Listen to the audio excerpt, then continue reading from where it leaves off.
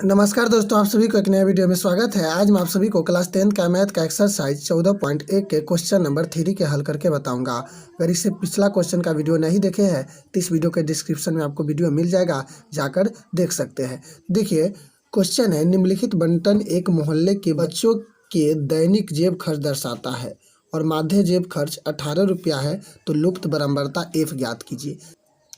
देखिए काफ़ी महत्वपूर्ण क्वेश्चन है। इस टाइप का क्वेश्चन लगभग हमेशा एग्जाम में जरूर पूछता है, तो इसलिए इस वीडियो को पूरा जरूर देखिए ताकि आपको इस क्वेश्चन को नहीं, इसके अलावा इस टाइप के कोई भी क्वेश्चन है उसको आप आसानी से बना सके। तो देखिए दैनिक जेब भत्ता रुपये में दिया हुआ है 11 से 13, 13 से 15, 15 से 17, 17 से 19, 19 से 21, 21 से 23, 23 से 25, और जो बच्चों की संख्या है 7, 6, 9, 13, एफ 5, 4। और इस क्वेश्चन में माध्य 18 है। कितना है? 18 है। तो आपको एक बात ध्यान में रखना है, जो यहाँ है जो दैनिक जेब भत्ता यह वर्ग अंतराल है और जो बच्चों की संख्या है यह बराबरता है। समझ गए? तो चलिए एक तालिका बनाते हैं, फिर आपको बनाकर हम समझाते हैं अच्छे से। तो देखिए सबसे पहले इस तरीके तालिका बना लेना है और जो फर्स्ट है इसमें आपको लिखना है वर्ग अंतराल। क्या लिखना है? वर्ग अंतराल। समझ गए? वर्ग अंतराल लिखना है, इसमें वर्ग चिन्ह लिखना है, वर्ग चिन्ह जिसको आपको एक से डिनोट करना है, और इसमें लिखना है बारंबारता। क्या लिखना है? बारंबारता, जिसको आपको एफ से डिनोट करना है, एफ से डिनोट करना है। समझ गए? वर्ग चिन्ह को एक्स से और बारंबारता को एफ से डिनोट करना है, और इसमें लिखना है एक्स गुने एफ, यानी वर्ग चिन्ह गुने बराबरता। और एक बात हम आपको बता देते हैं, वर्ग अंतराल के जगह जो दैनिक भत्ता है वो भी लिख सकते हैं, कोई दिक्कत नहीं है, और बराबरता की जगह जो बच्चों की संख्या है वो भी लिख सकते हैं। ठीक है? तो वर्ग अंतराल कितना है? 11 से 13 है, 13 से 15 है, 15 से 17 है, 17 से 19 है, 19 से 21 है, 21 से 23 है, और 23 से 25 है। यह आपका क्या है? वर्ग अंतराल यानी दैनिक भत्ता। ठीक है? अब देखिए वर्ग चिन्ह है, तो वर्ग चिन्ह में क्या लिखना है हम आपको बता देते हैं। वर्ग चिन्ह बराबर सूत्र होता है उच्च सीमा जोड़ निम्न सीमा बटे 2, यानी आप समझ जाइए कि जो यह उच्च सीमा है और यह निम्न सीमा, इसको दोनों को जोड़ देना है और 2 से भाग देना है। 2 से भाग देने का मतलब आधा कर देना है। तो जोड़िए 13 और 11, तो कितना होगा? 13 11 जोड़ेंगे तो 24, 24 के आधा 12। इस तरीके से आप जोड़कर सबको आधा करते जाइएगा, दोनों को जोड़ के उसके आधा कर दीजिएगा।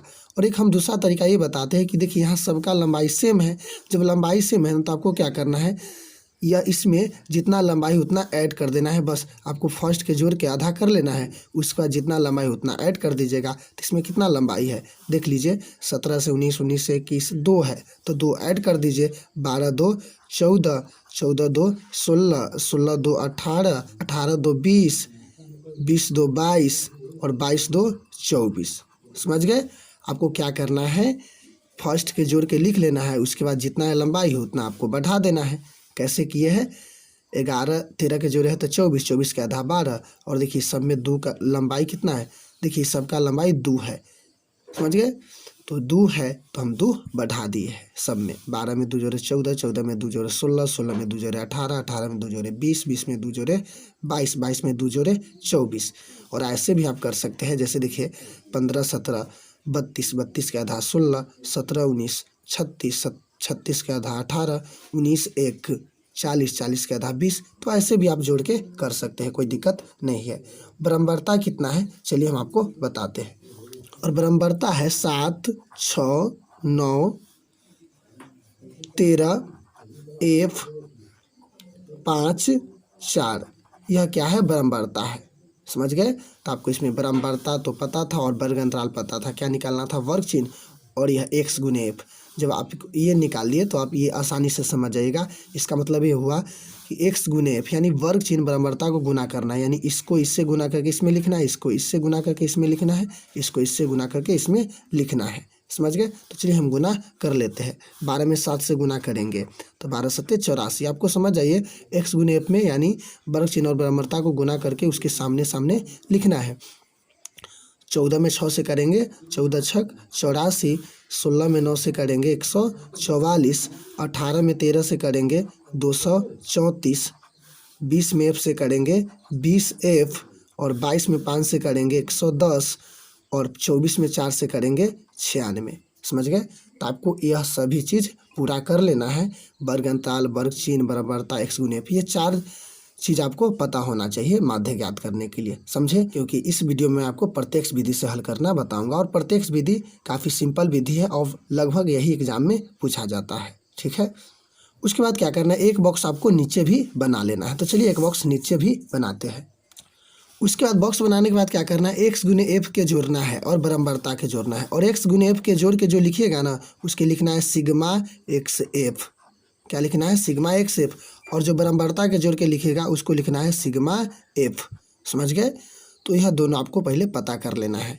अब देखिए इसमें 20F है, तो बहुत सारे बच्चे यही कंफ्यूज हो जाते हैं कि सबको एक साथ जोड़ देते हैं। नहीं, लेकिन आपको ऐसे नहीं करना है। जो 20F है वो अलग रहेगा और बाकी सबको आपको जोड़ देना है। तो 20F को छोड़ के जोड़िएगा ना तो 752 आएगा। कितना आएगा? 752। और अलग से हम 20F प्लस कर देंगे। समझ गए? अलग से क्या कर देंगे? 20F plus. तो आपको क्या करना है, F वाला को छोड़कर बाकी सबको जोड़ लेना है। जैसे हम आपको बता देते हैं, यहाँ अगर रहता 5 + 4 और x, तब 5 4 9 और जोड़ x अलग करते, तो इसी तरह से यहाँ भी कर दिए हैं। अब यहाँ भी F वाला को छोड़ के सबको जोड़ दीजिए। तो सबको जोड़िएगा ना तो 44 + F कर देंगे, यानी इसको छोड़ के सभी को जोड़िएगा तो 44 आएगा, और यह F है तो F हो जाएगा, यानी 44 + F हो जाएगा। तो यह 2 चीज़ पहले आप पता कर लेना है तालिका से, बराबरता का योग और जो x गुने f है उसका योग। समझ गए? तो सिग्मा एक्स एफ है और यह सिग्मा f है। तो सिग्मा एक्स एफ कितना आया है? सिग्मा एक्स एफ कितना है? 752 + 20F, और सिग्मा एफ कितना है? 44 + F। अब क्या ज्ञात करना है? माध्य। तो चलिए हम माध्य ज्ञात करते हैं। तो लिखेंगे माध्य बराबर क्या सूत्र होता है? आपको याद हो गया होगा, सिग्मा एक्स बट्टे सिग्मा एफ। और यह विधि काफ़ी आसान है और प्रत्यक्ष विधि है। अगर यह कोई पूछे कि कौन विधि है तो बोलिएगा प्रत्यक्ष विधि। सिग्मा एक्स एफ कितना है? सिग्मा एक्स एफ 752 + 20F है, और सिग्मा एफ कितना है? 44 + F है। और देखिए जब भी अज्ञात राशि ज्ञात करना होगा ना, उसमें माध्य दिया रहेगा। तो इसमें माध्य कितना है? 18 है। अब यह एक समीकरण बन गया। तो अब क्या करना है, आपको इस समीकरण को हल करना है, और हल करके अज्ञात राशि यानी f का मान ज्ञात कर लेंगे। वही क्या हो जाएगा? आंसर हो जाएगा। तो देखिए यह क्या है, आपको समझाने के लिए यहाँ कुछ नहीं तो 1 भी दे सकते हैं। हम आपको समझाने के लिए यहाँ 1 दे दिए है। ठीक है? अब क्या करना है? क्रॉस मल्टीप्लाई करना है, यानी इसमें इससे गुना, इसमें इससे। जब भी बटा में रहेगा तो आपको क्या करना है? क्रॉस मल्टीप्लाई करना है। हम आपको समझाने के लिए 1 दिए है। ठीक है? आप ऐसे भी समझ जाइएगा तो कोई दिक्कत नहीं है। अब क्या करना है? 18 में इस पूरे से गुना करेंगे, तो आप चाहे 18 में 44 से गुना करके लिख दीजिएगा और 18 में F से गुना करके लिखिएगा। और चाहे तो ऐसे भी कर सकते हैं, 18 में किससे गुना करना है? 44 + F में गुना करना है, और इसमें 1 से करेंगे तो कोई परिवर्तन नहीं होगा। तो 752 + 20F रह जाएगा। समझ गए? तो सेम टू सेम उतार दिए, 752 + 20F। अब इसमें गुना करके लिख दीजिए। 18 में 44 से गुना करेंगे तो 792 आएगा, और 18 में F से गुना करेंगे तो 18F आएगा। इधर कितना है? 752 + 20F है। समझ गए? अब क्या करना है? जो समान राशि है उसको एक साथ कर लेना है, यानी चर वाला को एक साथ और अचर वाला को एक साथ। तो देखिए 792 और 752 यह अचर है, तो इसको एक साथ कर लेंगे। तो इधर रहने देते हैं, तो 792 इधर आएगा तो 752 प्लस है तो क्या हो जाएगा? माइनस। इधर है 20F, तो 20F रहेगा। पहले ये उतारिएगा, कितना बचा? इधर इसको ले आता है, इसको बाद में घटा देता है, लेकिन आपको ऐसे नहीं करना है।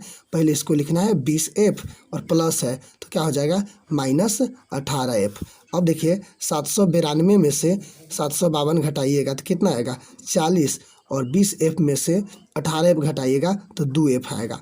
तो F का मान निकालना। आपको पता है कि F का गुणांक 2 है, यानी 2 के आगे क्या है? गुना के चिन्ह है। तो इधर आएगा तो क्या हो जाएगा? भाग आज हो जाएगा। समझ गए? तो 40 देंगे, 40 में किससे भाग देंगे? इधर 2 से भाग देंगे। समझ गए? तो 40 में जब 2 से भाग देंगे तो आपको पता है कि F का मान यानी 20 दूना 40 यानी 20 आएगा। F बराबर कितना आएगा? 20। तो आप लिख दीजिए, इसीलिए एफ बराबर कितना है 20 है, इसीलिए एफ बराबर कितना है 20 है। यही हो गया अज्ञात बराबरता। तो एफ के मान निकालना था, वो निकल गया। तो इसी तरीके से बिल्कुल आसानी से बना सकते हैं। मुझे उम्मीद है कि यह वीडियो आपको पसंद आया होगा, और वीडियो पसंद आएगा तो वीडियो के लाइक, और नए हो तो चैनल को सब्सक्राइब जरूर करें, साथ में बेल आइकन भी प्रेस जरूर करें। धन्यवाद।